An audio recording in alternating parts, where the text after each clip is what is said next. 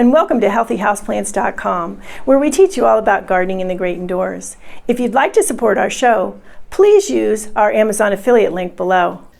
Today I'm answering a question that I often get from viewers, and that is, how do you keep spike moss alive indoors? Spike moss loves humidity. So if you want to be guaranteed that your spike moss is going to be okay and thrive, I would suggest putting your spike moss in some sort of a terrarium. I have a terrarium here, and there is spike moss in here, and it absolutely loves it in here. I'm going to take off the lid in a second and show you. So this is just the best way, as I just mentioned, to make sure that your spike moss is very happy.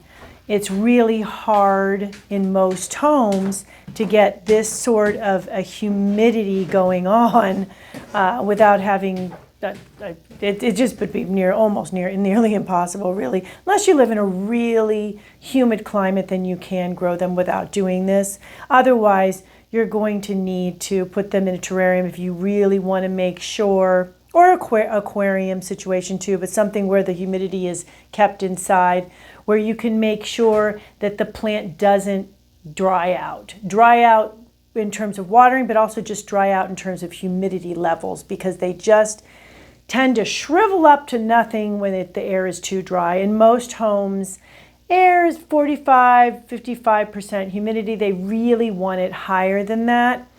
The other ways of humidifying things with misting and humidity trays and that sort of thing just usually aren't enough for the spike moss. So terrarium is the way to go. I'm taking off the lid here. You can see even in the lid here how humid it is in there. I just knocked off, this is a little moss that I put around this polka dot plant. This polka dot plant, I pruned it in to look like a little tree because I wanted a little tree and I didn't want it really bushy. So that's why it's looking like that. Then I put some of this moss around it. Now the spike, this is a dried moss. Now the spike moss, as you can see, is looking real good here. It's real happy. I will need to prune the spike moss. It will grow so well that it will need to be pruned, or else it's going to wind up on top here and get a little curvy and a little funky. So I will be pruning it to keep it under control, but otherwise it does great in terrariums. You don't need to water very often because it stays moist. You do want to check, but you don't have to do much watering. You don't have to do all the humidifying that you would do otherwise. You just keep the lid on. A lot of terrariums have little holes in them, so it does emit some air in and out that way. So there's some breathing going on because you do want some sort of airflow, a little bit of airflow, or else you could get mold and things like that.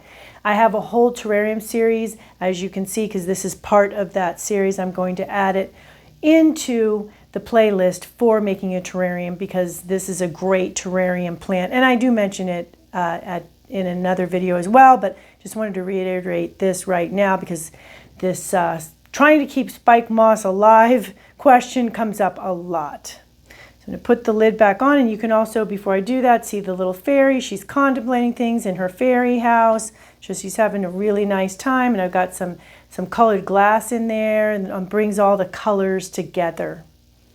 And once again, in my terrarium series, you can learn all about putting a terrarium together, the different stages, and how to do it. So there we go. With that, the spike moss is protected once again and living in its ideal climate habitat. Thank you for stopping by today. Please leave any comments about any indoor gardening tutorials you'd like to see. Remember to like, comment, subscribe, and share this video, and please check the bell if you'd like to be notified when new videos are released.